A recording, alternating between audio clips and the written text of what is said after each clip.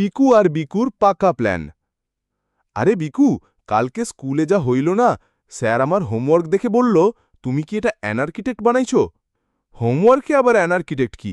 কি করছিলি রে? আমি তো শুধু ম্যাপ আঁকছিলাম, কিন্তু ভুলে ওখানে হোটেল, সুইমিং পুল আর একটা হেলিপ্যাড এঁকে দিলাম।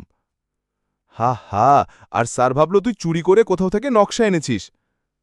হ্যাঁ, আর মজার ব্যাপার জানিস, ওটাই দিয়ে আমাকে সপ্তাহের সৃষ্টিশীল ছাত্র ঘোষণা করল। বাহ, তাহলে হেলিপ্যাড আঁকারও উপকার আছে। তোদের ক্লাসে কি হলো রে? আমাদের ক্লাসে তো নতুন ছাত্র এসেছে, নাম বাবু। ও টিফিনে সবসময় পনির থাকে।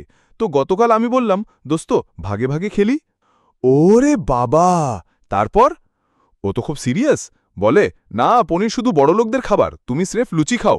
হাহা, দোস্ত তোকে লুচি মানুষ বানিয়ে দিল। তারপর আমি একটা পাকা প্ল্যান করলাম। ওর ব্যাগে সাইলেন্ট মোডে চিপসের প্যাকেট রেখে দিলাম।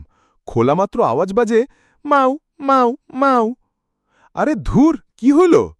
স্যার ক্লাসে শান্তি বজায় রাখছিল, হঠাৎ বাবুর ব্যাগ থেকে আওয়াজ, মাউ মাউ মাউ। হা। তারপর স্যার বললেন, বাবু তুমি ব্যাগে বিড়াল রেখেছ? দোস্ত তুই এক নম্বর। এখন বাবু আমার সাথে কথা বলা শুরু করেছে, বলল, তুই ভালো মজার লোক। তোর মজা করতে করতে স্কুলটাই সার্কাস হয়ে গেছে।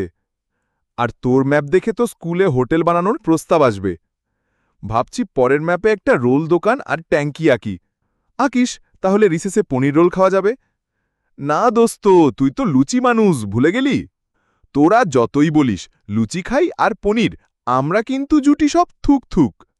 আমাদের মতো জুটি হইলে স্কুলও কমেডি ক্লাব হয়ে যায়। চল আজকে একটা ভিডিও বানাই এই গল্প নিয়ে, ইউটিউবে আপলোড করব। হ্যাঁ, নাম দিব পিকু বিকুর পাকা প্ল্যান।